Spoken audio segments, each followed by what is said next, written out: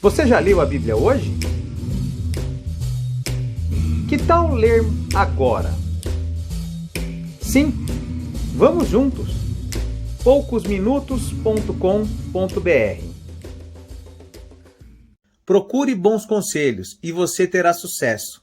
Não entre na batalha sem antes fazer planos. Para ter conselheiros, você precisa conquistar amigos e também ser um bom amigo. E como que você faz para ser um bom amigo? Bom, aqui a gente fala do básico, não é assim? Primeiro, você precisa ser educado, usar as palavras mágicas, por favor, com licença, desculpe-me, obrigado. Elogie as pessoas, se expresse com clareza, tenha credibilidade, tá certo? Isso faz com que você seja uma pessoa bem vista. Também é muito importante que você não fique remoendo o que já passou. Ah, fulano fez isso para mim no passado. Entenda uma coisa. O que passou, passou. Olha esse caso de Davi, que está lá em 2 Samuel, no capítulo 12, versículo 15. Está no finalzinho daquela passagem, onde o filho de Davi estava para nascer e ia morrer. Por quê? Porque aquele era um castigo que Deus tinha permitido por causa do pecado de Davi. Depois você lê o texto todo para você entender. O fato é que quando Davi viu que isso estava para acontecer, Davi foi lá, orou, jejuou, clamou a Deus, pedindo por misericórdia. Mas o fato é que Deus não ouviu Davi, porque ele tinha que colher o fruto do pecado dele. Só que depois disso, depois que a criança tinha morrido, que tinha consumado o fato, Davi foi lá, ele vai, se troca, coloca as vestes reais novamente, pede comida e bebida. E aí os seus funcionários não entendem mais nada. Chegam para ele e falam assim, mas Davi, enquanto a criança estava doente, você estava triste. Agora que ela morreu, parece que você ficou feliz? E olha o que Davi responde. Sim, respondeu Davi. Enquanto o menino estava vivo, eu jejuei e chorei, porque o Senhor poderia ter pena de mim e não deixar que ele morresse. Mas agora ele está morto. Por que eu vou jejuar? Será que eu poderia fazê-lo viver novamente? Um dia eu irei para o lugar onde ele está, porém ele nunca mais voltará para mim. Ou seja, aquilo que passou, por mais dolorido que foi, precisa ficar no passado. Passou. Nós não podemos perder mais do que aquilo que Deus permitiu. Deus permitiu que o filho de Davi morresse, mas ele ainda tinha vida, ainda tinha família, ainda tinha reino e precisava continuar, por mais duro que essa situação parecia. Então precisamos esquecer daquilo que passou, assim como temos que esquecer quando alguém nos machuca, nos fere. E aí é interessante que nós precisamos falar aquilo que a Bíblia diz. Vamos ver o que fala em Hebreus 12, 14. Diz assim: procurem ter paz com todos e se esforcem para viver uma vida completamente dedicada ao Senhor, pois sem isso ninguém verá a Deus. Então o que é necessário? Perdoar, perdoar e perdoar sempre, para que possamos viver em paz. Vamos ver o que fala em Lucas 6, do versículo 27 ao 36? Mas eu digo a vocês que estão me ouvindo, amem os seus inimigos e façam o bem para os que odeiam vocês. Se vocês amam somente aqueles que os amam, o que é que vocês estão fazendo demais? Até as pessoas de má fé amam as pessoas que as amam. Valorize os pontos positivos e não os negativos.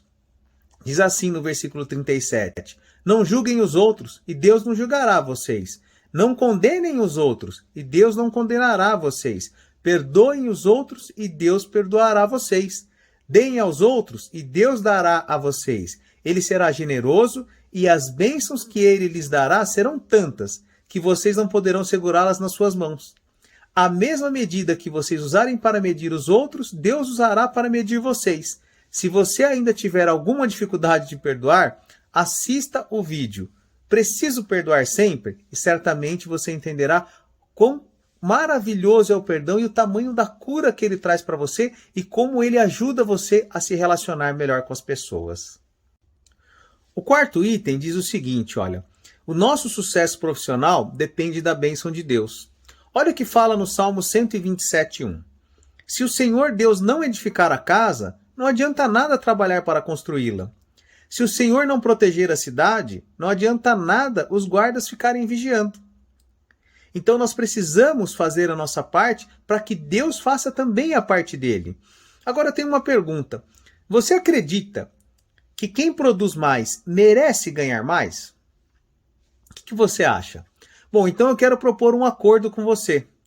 Faça uma experiência de 3 meses. Coloque em prática o que você assistiu até aqui. Ou seja, se dedique mais do que nunca no seu trabalho, aprenda mais do que nunca por pelo menos 3 meses e após isso, vá até o seu superior e peça aumento de salário. Confie, vai dar certo. Se o seu patrão não te honrar, Deus irá te honrar. Faça a sua parte como nunca e vá pedir aumento. A história sobre a ressurreição de Lázaro nos ensina algo muito valioso, lá em João 11, do versículo 1 ao 44. Eu te pergunto, o que é mais difícil?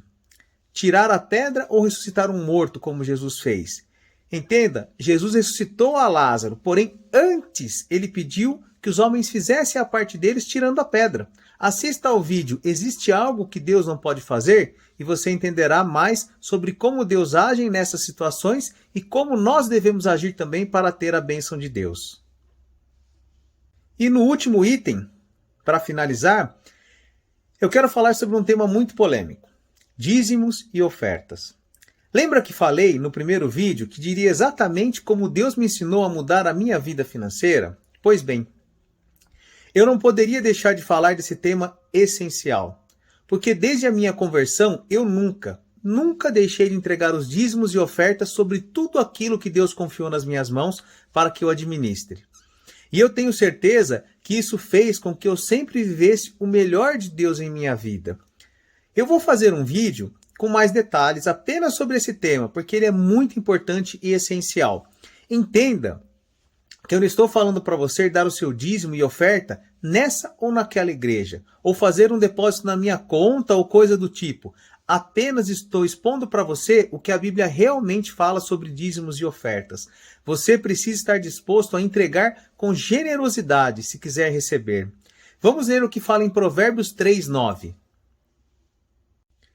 Diz assim: adore a Deus oferecendo-lhe o que a sua terra produz de melhor. Faça isso, e os seus depósitos ficarão cheios de cereais, e você terá tanto vinho que não será capaz de armazenar.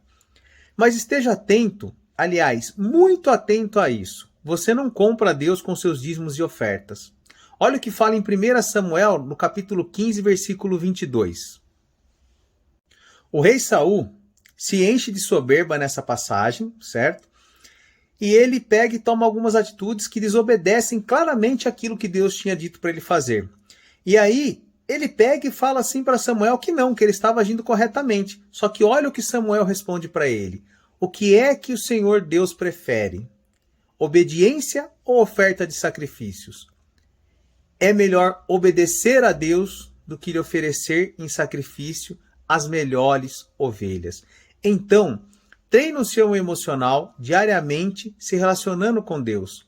Coloque suas contas em ordem, coloque em prática as atitudes que farão você ganhar mais e entregue aquilo que é de Deus. Assim você estará pronto para viver toda a prosperidade que Deus tem para você e para a sua família. Dobre o teu joelho, clame a Deus para que Deus te dê a direção, te dê a estratégia certa no teu trabalho, no teu negócio, nos teus estudos, na tua família, aonde você estiver. Tenha certeza que Deus tem prosperidade para a sua vida e Ele quer trazer toda a transformação para você e para todas as pessoas que você ama. Para isso, você precisa colocar em prática tudo aquilo que você assistiu nesse vídeo. Se você não assistiu inteiro, assista os outros capítulos também, as outras partes, e não só uma vez, mas coloque tudo isso em prática, para que realmente você possa viver o melhor de Deus para a sua vida financeira e para toda a prosperidade sua e de sua família. Que Deus te abençoe. Conhece alguém que tem dificuldades em ler a Bíblia? Compartilhe. Talvez podemos ajudar. poucosminutos.com.br